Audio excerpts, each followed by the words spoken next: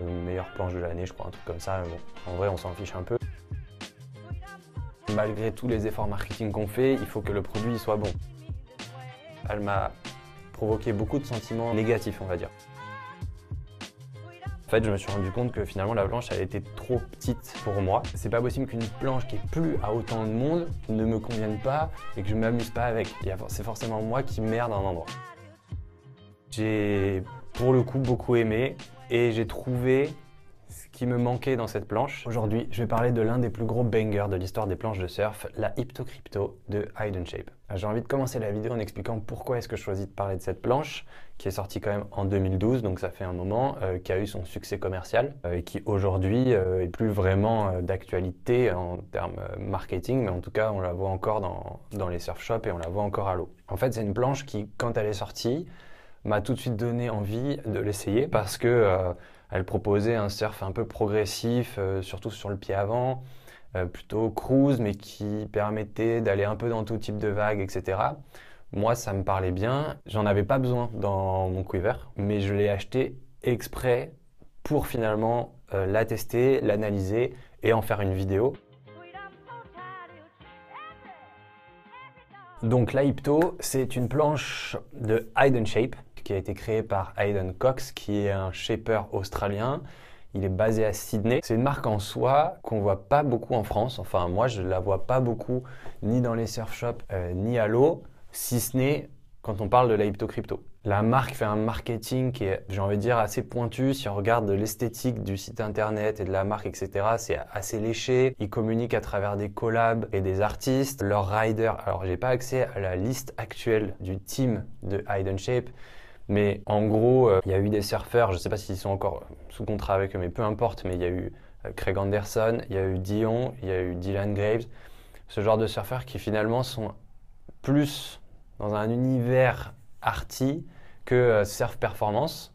Attention, parce que ça reste des surfeurs ultra balèzes, hyper techniques, ils mettent des énormes airs, etc. Donc quand je dis pas univers surf performance, c'est uniquement d'un point de vue image. Pour en revenir spécifiquement à la Hypto Crypto, elle a été lancée a priori en 2012. C'est une planche qui a eu un franc succès immédiatement. Elle a eu des prix en 2014 et 2015. En Australie, meilleure planche de l'année, je crois, un truc comme ça. Bon, en vrai, on s'en fiche un peu. Ce qui est important, c'est qu'a priori, j'ai pas réussi à trouver de chiffres, mais il semblerait que ce soit la planche de surf la plus vendue, tout simplement, entre guillemets, de l'histoire du marché des planches de surf. Voilà, information à prendre avec des pincettes. D'après ce que j'ai pu un peu regarder, c'est un succès qui me semble basé sur 3 piliers. Déjà une planche et un shape, j'ai envie de dire un peu novateur à l'époque, parce qu'on est en 2012, maintenant c'est quand même il y a 12-13 ans. Le choix de planche et de type de planche n'était pas aussi varié qu'aujourd'hui. Donc l'idée c'était d'avoir une planche facile à surfer, un peu accessible à tous, mais pas accessible à tous dans le sens facile à surfer, accessible à tous dans le sens quel que soit ton niveau, tu vas trouver ton rythme sur la planche. C'est un peu ça l'idée, il me semble.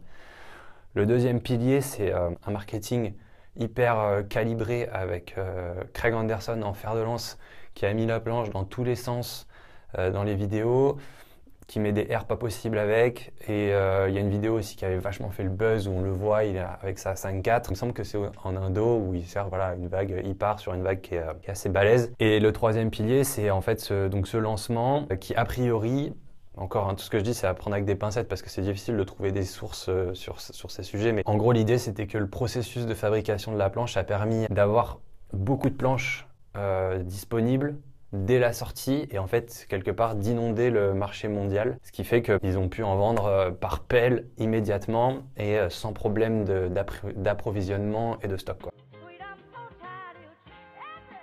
Alors, donc, pour en venir à ce fameux shape qui quand même, malgré tous les efforts marketing qu'on fait, il faut que le produit soit bon. Pour commencer, je vais faire un rapide tour d'horizon du shape de la planche et associer un peu ses caractéristiques à ce qu'on est en droit d'en attendre. Donc c'est d'abord un outline très rond avec un mètre beau bien avancé sur la planche, ce qui va plutôt favoriser un surf sur le pied avant et une planche qui va potentiellement avoir tendance à un peu surfer toute seule et à cruiser. On a néanmoins quand même un tail qui est un round tail, voire un round pin tail. Tac, elle est juste là. Il reste assez large quand même sur cette partie. Là, on voit qu'il y a quand même encore un peu de largeur, mais il est bien pointu au bout. Finalement, ce pin tail là, qui est un peu novateur pour des planches à l'époque qui était ronde comme ça, qui va apporter de la performance c'est-à-dire de l'accroche et de la maniabilité. Ensuite, on a un rail qui est bien pincé jusqu'ici à peu près. Après, ça s'arrondit, c'est pas très agressif, c'est même plutôt rond sous le pied avant. Donc, le nose pour le coup est très rond. Le bottom shape qui est très classique. Sur la partie plutôt avant là, on a dessous non pas une partie plate, mais un V. Le centre de la planche est au-dessus des rails. Ça va permettre à la planche d'éviter d'accrocher en fait le rail à l'avant, que ce soit dans les turns ou quand il y a un peu de clapot. Ensuite, sous le pied avant, on a un simple concave qui va se transformer en double concave et se finir sur la fin de la planche par un V. Donc en fait, à part l'avant, là, un peu spécifique avec ce V du fait de la largeur, le reste c'est absolument classique, similaire à ce qu'on peut voir sur des planches, que ce soit des thrusters classiques ou même maintenant les twins, etc. Rien de très original, c'est la promesse d'avoir une planche avec un bon compromis entre rapidité et maniabilité, stabilité. Et pour finir, sur le shape général de la planche, on peut parler du rocker. Là, on la voit là, ici. Rocker plutôt plat, ce qui promet d'un côté de la vitesse et de l'autre peut-être des difficultés au drop quand c'est creux. Et une planche non pas moins maniable, mais qui est moins axée traçage de courbe qu'une planche de cette taille-là avec du rocker. Un petit mot sur la structure de la planche, donc qui est une planche en époxy, une structure spécifique à Hayden Shape qu'il appelle Future Flex. Et en gros, le principe, c'est d'avoir des rails en carbone. L'idée, c'est, en théorie, d'apporter plus de rigidité à la planche, notamment dans ces torsions comme ça, je sais pas comment on peut dire, et plus de réactivité. En soi, ça sert à rien, je crois, de trop s'attarder sur la théorie, il faut se fier au ressenti sous les pieds. Sachant que moi, quand j'en parle, je n'ai jamais réellement surfé de planches performantes ou d'usines faites en époxy. Je n'ai eu quasiment que des planches en PU. Donc mon analyse de la technologie Future Flex, finalement, elle est assez restreinte, quoi, parce que j'ai pas de point de comparaison. Petit rappel que je fais dans chaque vidéo. Moi, ce que j'aime là dans ce partage, c'est non pas de présenter la fiche technique de la planche, mais de dire ce que j'ai ressenti moi dessus. Donc c'est un ressenti personnel et subjectif. Je rappelle que je suis pas shaper, pas prof de surf. Il m'est arrivé de travailler dans des surf shops et en fait je parle avec mon bagage de surfeur plus ou moins lambda. Ça fait une vingtaine d'années que j'en fais. J'ai jamais fait de compète, etc. Je suis pas un surfeur ultra agressif sur shortboard et très technique. J'aime juste en vrai tout type de planche. J'aime cruiser, j'aime la sensation de glisse et j'aime découvrir des nouvelles planches. Alors maintenant que tout ça c'est dit, la Hypto Crypto, c'est une planche au final qui m'a vachement perturbé. Il faut que je fasse un petit contexte avant de commencer l'analyse. La première chose, c'est qu'entre le moment où je décide d'acheter la planche, où je trouve la planche d'occasion et où je commence vraiment à la surfer, il se passe beaucoup de temps. Pendant ce laps de temps, il se trouve que j'ai pris pas mal de poids. Et finalement, les cotes que j'ai choisies initialement n'étaient peut-être pas trop adaptées à là où j'en étais dans le surf et à mon gabarit. Deuxième élément de contexte important, je sortais de 6 mois à surfer quasiment exclusivement des twins.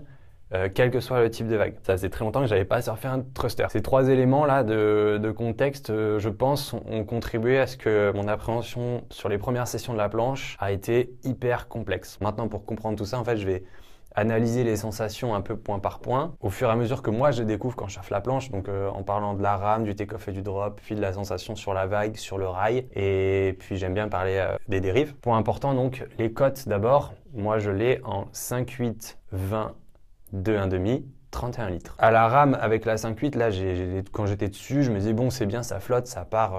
Mais en fait, très rapidement, quand il y avait du vent d'est ou que les vagues faisaient un peu plus d'1 mètre ou étaient un peu creuses, en fait, je me suis rendu compte que j'étais quand même vachement à la bourre au take-off à chaque fois. C'est-à-dire que je me lève et là, le drop, c'est à chaque fois une marche et j'ai pas d'avance sur la vague, comme je pouvais avoir avec mes twins par exemple. En fait, je me suis rendu compte que finalement la planche elle était trop petite pour moi et ça s'est confirmé quand j'ai essayé de regarder ce que les autres surfeurs utilisaient comme code. Là, en regardant des vidéos, alors notamment celle de Noël Salas de Surf & Show, il a 2 planches en fait. Il a la 5.4 usine et il a une 5.4 qui lui est envoyée par Hayden Shape et qui est en fait la planche de Craig Anderson.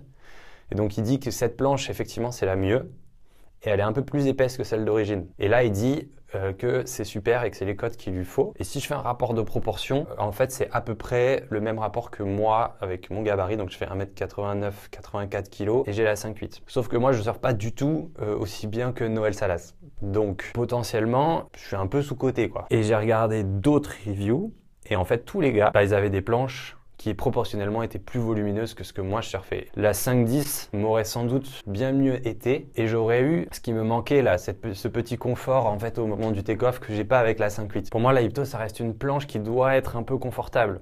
Elle a quand même pas trop de rocker, sur les vagues un peu creuses c'est bien d'avoir un peu d'avance et puis même c'est une planche qu'on a envie de surfer un peu tout le temps donc dans des petites vagues ou dans des vagues un peu plus grosses et là c'est important dans les deux cas en fait d'avoir du volume pour partir facilement. Donc ceci étant dit, la rame est confortable parce qu'il y a quand même beaucoup de volume sous la poitrine. Le tail est pas si large que ça au final. Et c'est peut-être pour ça que je me suis trompé sur les codes que j'ai choisis. Alors, et ce que j'ai fait, c'est que du coup, là, juste avant de faire la vidéo, j'ai resurfé ma Fishbird que j'avais pas surfé depuis 3-4 mois parce qu'elle a des codes quasiment identiques à la Hypto Crypto. C'est une 5.9 et pas une 5.8. Et les codes de la Hypto, les codes de la Fishbird, c'est quasiment les mêmes. Et il me semblait bien pourtant que avec la Fishbird, sur ces cotes-là, je démarrais plutôt bien. J'avais un petit temps d'avance en fait sur les vagues. Et donc je suis allé la resurfer, je l'ai testé après avoir surfé la Hypto et force est de constater que en fait effectivement je démarre mieux avec la Fishbird qu'avec la Hypto alors que la Fishbird est en PU et la Hypto en époxy. Donc théoriquement, à volume équivalent, on a une flottaison quand même supplémentaire avec l'époxy. Au final, l'explication, c'est peut-être que le tail de la Fishbird est plus large en fait que celui de la Hypto. Il aurait fallu que j'enlève les dérives et que je monte de l'autre côté, mais là on voit quand même en fait potentiellement le tail de la Fishbird, il me semble quand même être plus large. Et en fait, cette largeur fait que je pense qu'il y a un peu plus de portance et qu'au moment du démarrage, la planche est juste un petit peu plus soulevée. Et finalement, ce que je pensais gagner en flottabilité avec l'époxy, je le perds en fait en largeur de tail. Voilà, c'est mon interprétation, je sais pas ce que vous en pensez. En tout cas, ce qui est sûr, c'est que sur des volumes à peu près des cotes et des volumes à peu près équivalents sur ces deux planches, je suis plus à l'aise au départ avec la Fishbird. Bref, j'ai passé un moment à parler de ça, mais en fait, c'est hyper important parce que le choix des cotes est déterminant, surtout sur des planches à ces prix-là. Ensuite, donc le drop, j'ai commencé un petit peu à en parler. C'est une planche qui a peu de rocker, donc forcément, quand c'est creux, il faut doser. Mais en soi, je trouve qu'elle passe, à chaque fois, elle passe quand même bien. J'ai pas le souvenir d'avoir planté avec, mais voilà, il faut quand même relativiser le discours qui dit que la planche marche absolument toutes les vagues, etc. Si tu l'amènes dans 1m20, 1m50 à la gravière, je pense que tu vas avoir des coups de chaud au drop parce qu'il n'y a pas de rocker juste. Donc en fait, quand tu es comme ça, mécaniquement, parfois la planche juste, elle va piquer du nez. En revanche, si le drop passe, elle tient très bien dans le creux du fait de son tail. Je suis pas sorti de tube avec. Je suis rentré dans des tubes, mais je suis resté au fond. Et même comme ça, j'ai eu une bonne sensation dedans, ça naviguait plutôt bien. À aucun moment, j'ai eu le peur que la planche décroche. Alors pour ce qui est des sensations sur le rail de la planche, elle m'a provoqué beaucoup de sentiments négatifs, on va dire. Donc je vais essayer de dire d'abord ce que j'ai pas aimé et qu'est-ce qui fait que finalement, en fait, ça va, j'ai réussi à avoir du plaisir avec. Ce que j'ai pas aimé, c'est d'abord que j'ai eu l'impression tout de suite que la planche allait accrocher, elle allait pas aussi vite que ce que j'imaginais. Ça, c'est lié au fait que c'était un thruster et que ça faisait longtemps que je n'avais pas surfé. La deuxième chose que j'ai pas aimé, c'est que quand je l'ai mis sur le rail, au premier bottom et sur les premiers carves, etc., j'ai eu l'impression d'avoir une planche morte en fait sous les pieds. Je ne sentais pas vraiment de réaction, j'avais pas de sensation juste en fait. J'avais l'impression que la planche allait s'arrêter, j'étais hyper perturbé. Et en fait, c'était ultra contrastant avec la Twin Pin qui, elle, était complètement à l'inverse. Après, je vais relativiser en disant que je me suis rendu compte, un de mes défauts, c'était qu'au bottom, mon bras avant et mon appui-pied avant n'étaient pas terribles. Et pareil d'ailleurs dans certains carves. Troisième chose que j'ai pas du tout appréciée, on a l'impression que la planche, elle flotte trop au-dessus de l'eau. Et donc, j'étais pas en confiance dessus. Même quand j'arrivais à avoir de la glisse, quand j'attaquais, que ce soit le bottom ou que j'attaquais le haut de vague pour faire une manœuvre ou quoi que ce soit, en fait, j'avais toujours l'impression que la planche, elle allait se barrer dessous mes pieds. Donc, j'étais globalement pas en confiance sur la planche. Et donc, ces trois éléments réunis font qu'en fait, pendant longtemps, j'ai eu le sentiment que la planche, elle me faisait régresser par rapport à ce que j'avais acquis sur mes planches précédentes. J'en étais à un moment où je voulais vraiment progresser sur le rail, progresser dans mon engagement au bottom et dans les turns. Et en fait, j'avais l'impression que la Hypto me permettait pas du tout de faire ça. Donc voilà pour les éléments vraiment qui m'ont perturbé et qui m'ont d'autant plus perturbé que moi, je pensais que j'allais l'adorer cette planche immédiatement. Je pensais qu'elle allait vraiment correspondre à fond avec mon surf. En fait, pas trop. Et donc, les aspects plus positifs, du coup, j'ai essayé de persévérer. C'est pas possible qu'une planche qui est plus à autant de monde ne me convienne pas et que je m'amuse pas avec. C'est forcément moi qui merde à un endroit. Donc, j'ai persévéré, je me suis accroché, j'ai essayé de l'emmener tout le temps, quoi. Je me suis dit, allez, là, on fait que ça, tu surfes que cette planche jusqu'à ce que tu y arrives, quoi. Les points que j'ai mis en place pour pouvoir avoir des bonnes sensations avec, ça a été d'abord de bien me mettre sur mon pied avant et à l'avant de la planche. En gros, j'ai essayé de temporiser et d'en faire moins et de trouver la glisse de la planche. Et ça, dès que les vagues ont été adaptées à la planche, je reviendrai à la fin, je l'ai trouvé, ça a marché. Et ensuite, en fait, sur les bottoms et sur les turns, ben là, en soi, j'ai jamais eu le vrai gros déclic. J'ai toujours trouvé que la planche avait tendance soit à s'arrêter, soit à vouloir juste se barrer de mes pieds. D'ailleurs, ça c'est un peu paradoxal avec le fait que moi, je me dis qu'il faudrait que j'en ai une en 5-10 qui serait plus volumineuse, qui flotterait encore plus. Mais bon. Après, l'avantage de cette sensation, c'est par contre que la planche, elle a un espèce de pop que les planches que j'ai essayées jusque-là n'ont pas. Il y a un petit côté skateboard et notamment en fin de vague, sur les manœuvres de fin de vague. Potentiellement, c'est assez facile de la faire décoller. Alors moi, je suis pas du tout un aérialiste, mais là, j'ai eu vraiment cette sensation que c'était possible de le faire, quoi. Donc, sensation un peu mitigée.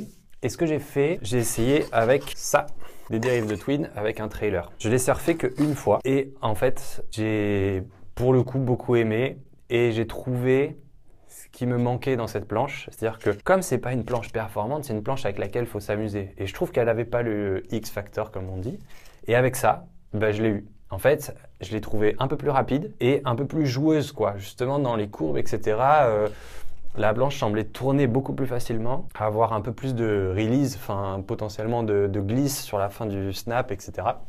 Donc à partir de maintenant, je ne sais pas la planche si je vais la garder ou pas, mais ce qui est sûr, c'est que je ne la surferai plus jamais en thruster et je la mettrai tout le temps comme ça en 2+1. Et donc dans la vidéo de Surf & Show, il l'essaye en quad. Il dit que déjà en quad, c'est vachement mieux, qu'elle est plus rapide. Et ensuite, il la met en 2+1 comme ça. Et là, il dit, c'est comme ça que je veux surfer la planche, c'est comme ça que je la trouve la plus agréable et la plus fun et qu'elle a ce fameux X-Factor. C'est pas une planche sur laquelle j'ai l'impression de progresser, c'est pas une planche que je pense, beaucoup surfer, je sais pas encore ce que je vais en faire. Et du coup, je me suis posé la question comment ça se fait qu'elle a eu autant de succès et que moi je l'aime pas en fait. Enfin, au-delà du fait que je pense qu'elle ne vient pas au bon moment dans ma progression. En fait, je crois que à l'époque où elle est sortie, l'offre de planches hybrides était beaucoup moins développée qu'aujourd'hui.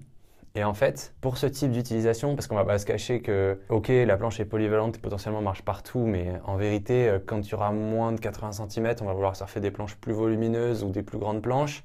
Et quand tu auras plus d'1,50 m, on va vouloir surfer des planches plus affûtées, quoi. Ça va être une planche de tous les jours pour surfer quoi, 1 mètre autour de ce genre de vague, quoi, plus ou moins impossible. Et en fait, maintenant, l'offre de planches qui marche super bien dans ces vagues-là, elle est beaucoup plus développée qu'à l'époque. Et elle est venue combler le gap, et peut-être même on peut dire que c'est la planche qui a un peu, peut-être pas créé ce créneau, mais qui a vraiment lancé en fait ce créneau de planches courtes, mais pour petites vagues, quoi.